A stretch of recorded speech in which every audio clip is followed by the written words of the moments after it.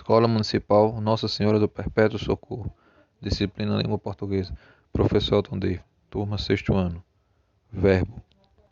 Vamos ler a tirinha com os personagens Cascão e Cebolinha, da Turma da Mônica, do escritor Maurício de Souza. Cascão está pendurado por um galho de uma árvore à beira de um precipício, gritando: "Socorro! Socorro!" e chorando com bastante medo. De repente surge uma nuvem. Cabrum! E aí começa a chover e Cebolinha o dá um guarda-chuva. E ele agradece. Obrigado. Após a observação e leitura dessa tirinha, vamos estudar os verbos a partir de alguns exemplos inspirados nessa história. Vejamos. Exemplo 1. Cascão está preocupado. Em vermelho temos o verbo. O verbo indica um estado que se apresenta no mesmo momento da fala. Então, o tempo presente indicando o estado. Como ele se encontra? Preocupado. Cascão está preocupado. Um segundo exemplo, choverá por muitas horas.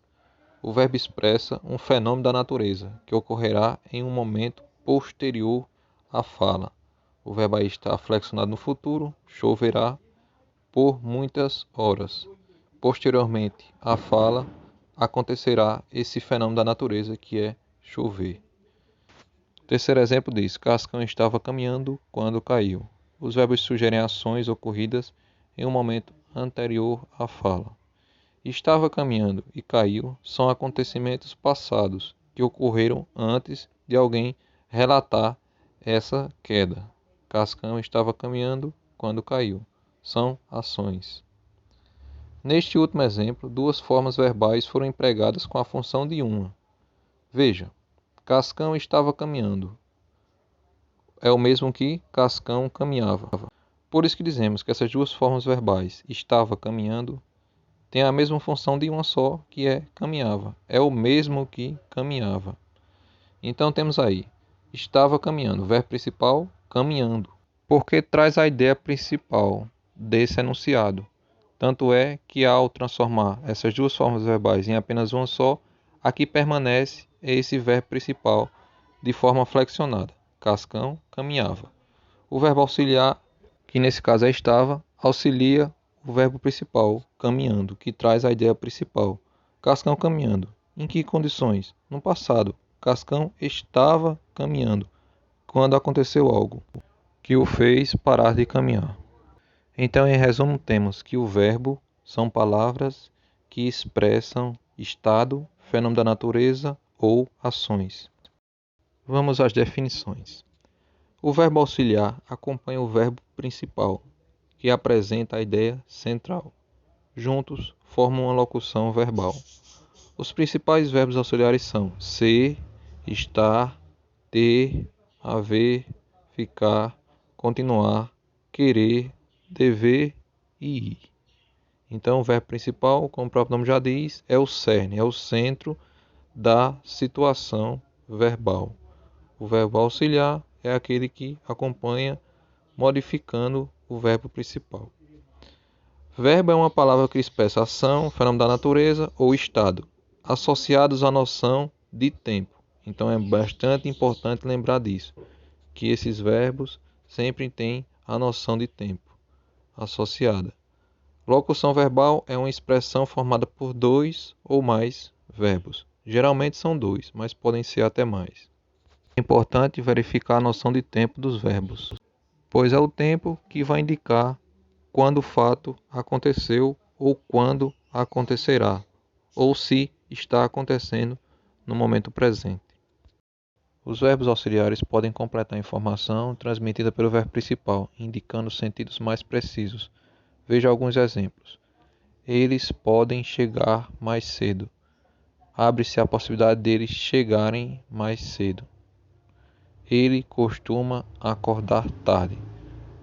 Tem-se o costume de acordar tarde. As crianças começaram a chorar. Ação inicial de começar. Choro.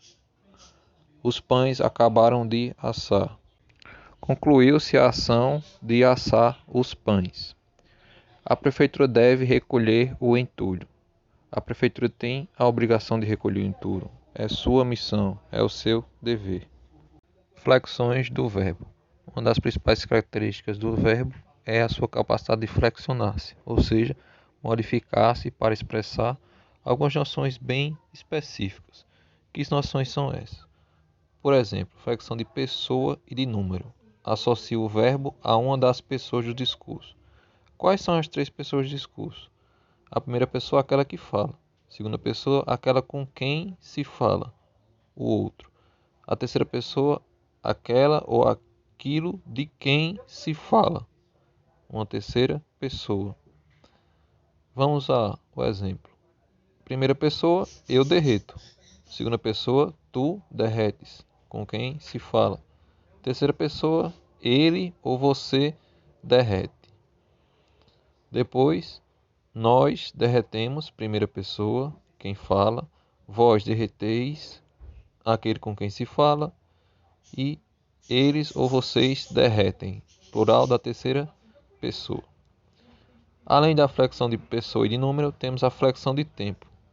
Nessa flexão, informa se uma ação é simultânea, presente, anterior, pretérito ou posterior, futuro, à fala. Flexão de modo indica a atitude de certeza, suposição, ordem, etc., do falante diante do processo verbal. Ou seja, qual a relação entre aquele que fala e o que é dito? Ele tem certeza do que está falando? Ele está apenas supondo? Ele está dando uma ordem? Qual é a relação dele com o discurso? Modos verbais. Temos um meme em que um gato aparece dormindo e diz assim: que o dia seja tão bom quanto minha cama estava. Precisamos analisar em separado essas duas orações. Na primeira, que o dia seja tão bom, temos a forma verbal seja. Essa forma verbal exprime incerteza, pois é apenas um desejo que o dia seja tão bom. Na segunda oração, quanto minha cama estava, estabelece uma certeza ao se colocar estava. Tem-se a certeza que a cama estava boa e assim deseja-se que o dia seja bom quanto a cama estava. São três os modos verbais. Modo indicativo expressa certeza, convicção. Chove muito em janeiro. Choverá em poucos minutos. Temos a ideia de certeza. Modo subjuntivo expressa hipótese, dúvida. Tomara que não chova. Se chover, ficarei em casa. Então, o tomara e o se são duas palavras que expressam bem essa dúvida, essa incerteza. Modo imperativo expressa recomendação, ordem, pedido, conselho ou orientação. Evite a chuva. Não saia na chuva. A noção de imperativo pode ser dada por outras formas verbais. Neste anúncio, o verbo respeitar, no infinitivo, expressa a mesma recomendação de respeito. Então temos um anúncio publicitário em que aparece a imagem de um animal um pouco assustado numa árvore que aí está nascendo um pequeno galho. Abaixo desse pequeno galho tem um anúncio dizendo: favor sempre respeitar as áreas de mananciais. A natureza precisa de sossego. A forma verbal no infinitivo, nesse caso aí, aparece também em muitos outros anúncios. Então é muito comum utilizar-se a forma verbal no infinitivo para expressar um imperativo, que é um pedido, um desejo, uma ordem. Vamos ler a tira da ilustradora fluminense Bianca Pinheiro, intitulada Pile. Após a leitura, responda à atividade. Não me coma, não me coma, não. Cara, fica quieto. Desculpa, mas por favor, não me coma. Questões de interpretação. Questão 1. Após a leitura da tira da ilustradora fluminense Bianca Pinheiro, responda as questões a seguir. Letra A. Com que bicho a loba guará Pile está conversando? B.